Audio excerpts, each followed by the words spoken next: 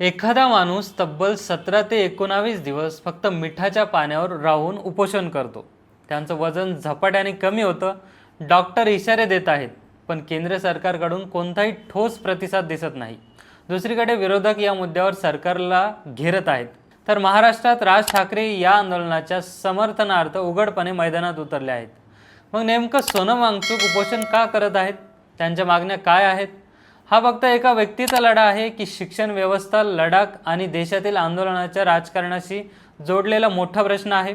आणि या संपूर्ण प्रकरणात राजकारण नेमकं कुठे सुरू होतं, याच सगळ्याचा आज सविस्तर आढावा आपण घेणार आहोत.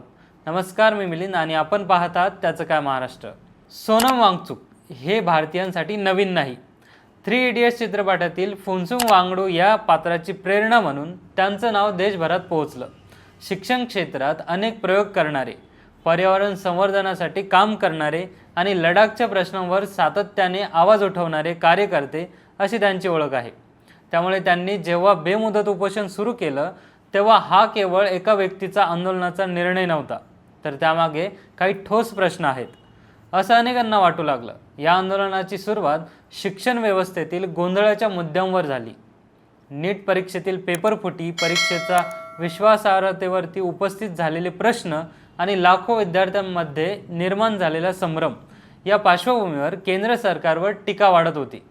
याच मुद्द्यावर आंदोलन करणाऱ्या गटाला सोनम वांगचुक यांनी पाठिंबा दिला. त्यांचं म्हणणं होतं की देशातील तरुण शिक्षक व्यवस्थेबद्दल प्रश्न विचारत असताना आपण गप्प बसणं योग्य नाही.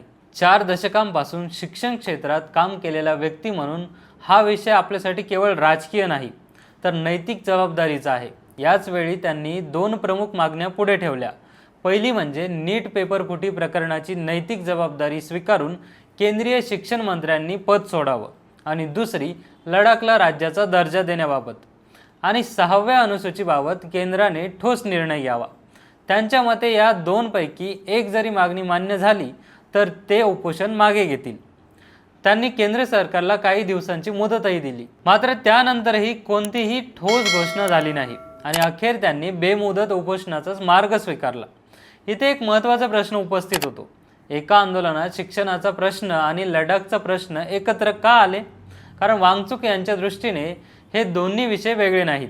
एकीकडे देशातील तरुणांच्या भविष्याशी संबंधित परीक्षा व्यवस्था आहे, तर दुसरीकडे लडाखच्या भविष्यासंबंधीचा प्रश्न आहे. त्यामुळे त्यांनी दोन्ही मुद्द्यांवर केंद्र सरकारने संवेदनशीलतेने निर्णय घ्यावा अशी भूमिका घेतली. दरम्यान त्यांच्या प्रकृतीबाबत येणाऱ्या बातम्यांनीही चिंता वाढवली. अनेक दिवस केवळ मिठाचं पाणी घेऊन उपोषण सुरू असल्याने त्यांचं वजन लक्षणीयरित्या घटल्याचं सांगितलं जात आहे. डॉक्टरांच्या मते अशा प्रकारच्या दीर्घ उपोषणात शरीर आधी ग्लुकोजचा वापर करतं, त्यानंतर चरबी आणि पुढे स्नायूंचा. त्यामुळे हृदय, यकृत आणि मूत्रपिंड यांच्यासारख्या महत्त्वाच्या अवयवांवर ताण येऊ शकतो. त्यामुळे हा विषय केवळ राजकीय न राहता मानवी दृष्टिकोनातूनही गंभीर ठरतो. मात्र राजकारणात प्रत्येक आंदोलनाचा एक वेगळा अर्थ लावला जातो. सत्ताधारी आणि विरोधक दोघेही त्याकडे आपल्या राजकीय नजरेतून पाहतात. सरकारसाठी हा प्रश्न केवळ एका आंदोलनाचा असू शकतो, पण विरोधकांसाठी तो सरकारला अडचणीत आणण्याचा संधी ठरू शकतो. त्यामुळे वांगचुक यांच्या आंदोलनाभोवतीही राजकीय वातावरण तापू लागलं. विशेष म्हणजे या आंदोलनावर केंद्र सरकारकडून फारशी सार्वजनिक प्रतिक्रिया दिसली नाही. सरकारकडून थेट संवादाची अपेक्षा व्यक्त होत असताना तसा पुढाकार दिसत नसल्याची टीका आंदोलनकर्त्यांकडून करण्यात आली. दुसरीकडे सरकारच्या समर्थकांचं म्हणणं आहे की अशा प्रश्नांवर निर्णय प्रक्रिया वेळ घेते आणि प्रत्येक आंदोलनाचा लगेच प्रतिसाद देणं शक्य नसतं. म्हणजेच दोन्ही बाजूंनी वेगवेगळे युक्तिवाद समोर येत आहेत. आता या संपूर्ण प्रकरणात महाराष्ट्राची एंट्री होते, कारण मनसे अध्यक्ष राज ठाकरे यांनी या आंदोलनाला उघडपणे पाठिंबा दिला. त्यांनी सोशल मीडियावर केलेल्या पोस्टमध्ये सरकारवर थेट टीका केली आणि हा विषय केवळ राजकीय नसून लाखो विद्यार्थ्यांच्या भविष्याचा असल्याचं म्हटलं आहे. त्यांच्या मते परीक्षांमधील पारदर्शकता हा प्रत्येक विद्यार्थ्याचा अधिकार आहे आणि अशा आंदोलनाकडे फक्त राजकीय चष्म्यातून पाहणं चुकीचं आहे. राज ठाकरे यांनी आणखी एक महत्त्वाचा मुद्दा मांडला. त्यांनी म्हटलं की देशातील नागरिक आता सोशल मीडियावर प्रतिक्रिया देण्यात अडकले आहेत. प्रत्यक्ष रस्त्यावर उतरून प्रश्न विचारण्याची सवय कमी होत चालली आहे. त्यामुळे आंदोलनाचं दडपणही कमी होतं आणि सरकारवर दबाव निर्माण होत नाही. हा मुद्दा केवळ एका पक्षापुरता मर्यादित नाही. लोकशाहीत आंदोलनाची जागा काय आहे, हा व्यापक प्रश्न त्यातून पुढे येतो. राज ठाकरे यांच्या प्रतिक्रियेनंतर या आंदोलनाची चर्चा महाराष्ट्रातही मोठ्या प्रमाणात सुरू झाली. कारण मनसेने केवळ पाठिंबा जाहीर केला नाही, तर हा विषय लाखो विद्यार्थ्यांच्या भवितव्याशी जोडलेला असल्याचं सांगत केंद्र सरकारलाच प्रश्न विचारले. त्यांच्या मते नीट पेपरफुटी हा काही एक दिवसात निर्माण झालेला प्रश्न नाही. गेल्या काही वर्षात देशभरात विविध स्पर्धा परीक्षांमध्ये पेपरफुटी, गैरव्यवहार आणि पारदर्शकतेबाबत प्रश्न उपस्थित झाले आहेत. त्यामुळे विद्यार्थ्याच्या व्यवस्थेवरील विश्वास डळमळीत होत आहे. राजकीय पक्षांनी एकमेकांवर आरोप करणं हा वेगळा भाग आहे, पण या प्रश्नांचं उत्तर शेवटी सरकारलाच द्यावं लागणार आहे, असं मत त्यांनी व्यक्त केलं. याच ठिकाणी या आंदोलनाचा राजकीय पैलू अधिक महत्त्वाचा ठरतो.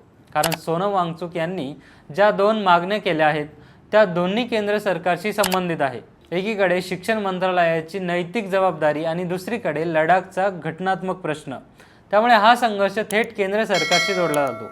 विरोधकांसाठी हा सरकारवर दबाव आणण्याचा मुद्दा बनतो, तर सत्ताधारी पक्षासाठी हा आंदोलनाला किती महत्त्व द्यायचं याचा राजकीय निर्णय असतो. राजकीय विश्लेषकांचं मत असं आहे की कोणतंही सरकार अशा प्रकारच्या आंदोलनासमोर लगेच झुकण्याचं टाळतं. कारण एकदा एखाद्या उपोषणानंतर तात्काळ निर्णय घेतला तर भविष्यात प्रत्येक मोठ्या मागणीसाठी उपोषणाचं हत्यार वापरलं जाऊ शकतं. त्यामुळे सरकार सहसा संवाद समित्या किंवा संसदीय प्रक्रियेचा मार्ग स्वीकारतात.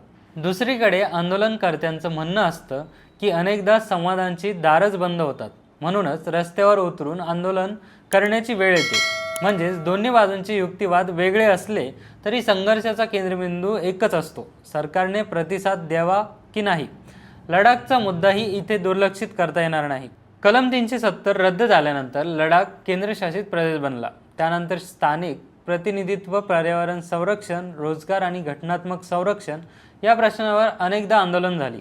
सोनम वांगचुक हे या विषयावर सातत्याने आवाज उठवत आले आहेत. त्यामुळे आजचं उपोषण केवळ नीटपुरतं मर्यादित नाही, तर लडाखच्या भविष्यासंदर्भातील त्यांच्या दीर्घकालीन भूमिकाचाही एक भाग आहे. त्यामुळे या आंदोलनाकडे फक्त एका परीक्षेच्या प्रश्नाच्या चौकटीत पाहणं योग्य ठरणार नाही. दुसरीकडे नीटचा प्रश्न हा देशभरातील लाखो विद्यार्थ्यांशी जोडलेला आहे. कोणतीही स्पर्धा परीक्षा म्हणजे केवळ एक परीक्षा नसते, तर अनेक वर्षांच्या मेहनतीचं फळ असतं. पेपरफुटीच्या आरोपांमुळे विद्यार्थ्यांमध्ये निर्माण झालेला संभ्रम आणि मानसिक ताण हा राजकीय घोषणांनी दूर होणार नाही. त्यासाठी विश्वासार्ह परीक्षा व्यवस्था उभी करणं ही सरकारची जबाबदारी आहे. त्यामुळे या आंदोलनातून पुन्हा एकदा परीक्षा व्यवस्थेतील पारदर्शकतेचा प्रश्न राष्ट्रीय चर्चेच्या केंद्रस्थानी आला आहे. आता पुढे काय होऊ शकतं? जर सरकारने संवादाचा मार्ग स्वीकारला तर आंदोलनाचा तणाव कमी होऊ शकतो. पण जर दीर्घकाळ कोणताही प्रतिसाद मिळाला नाही आणि वांगचुक यांच्या प्रकृतीत अधिक बिघाड झाला तर हा विषय आणखी मोठा राजकीय आणि सामाजिक मुद्दा बनू शकतो. विशेषतः संसदेचं अधिवेशन, विरोधकांची भूमिका आणि देशभरातील विद्यार्थी संघटनाची प्रतिक्रिया यावर पुढील घडामोडी अवलंबून असतील. तुमच्या मते सोनम वांगचुक यांच्या मागण्यांवर केंद्र सरकारने तातडीने संवाद साधावा का? की अशा आंदोलनांवर सरकारने दबावाखाली निर्णय घेऊ नयेत? तुमचं मत कमेंटमध्ये नक्की सांगा. बाकी राजकारणाच्या आखाड्यात आपली नजर कायम असणारच आहे. तेव्हा कुठेही जाऊ नका, पाहत राहा, सबस्क्राईब करा त्याचं काय महाराष्ट्र.